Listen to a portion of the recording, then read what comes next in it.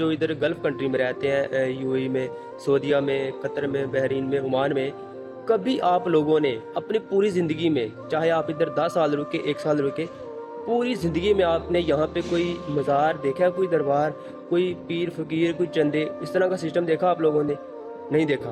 और लेकिन मज़े की बात ये है कि खुशहाल भी जनाब यही है सबसे, इंतहा की दौलत इनके पास, एक से बढ़कर एक गाड़ी, और मेजॉरिटी ने यहाँ पे जनाब 4-4 शादियाँ की हुई हैं। और एक हमारा पाकिस्तान देखें, हर किलोमीटर बाद आपको एक मज़ार नज़र आएगा, उधर एक चंदा बॉक्स रखा होता है, हर मोहल्ले में आपको जनाब एक पीर फ़कीर नज़र आएगा, हर जगह पे आपको जाते हुए दरबार नज़र आएंगे। तवीज़ों का इतना काम कि हर बंदे ने तवीज़ लटकाया होता है, हर बंदा पीरी मरीदे में पड़ा हुआ है।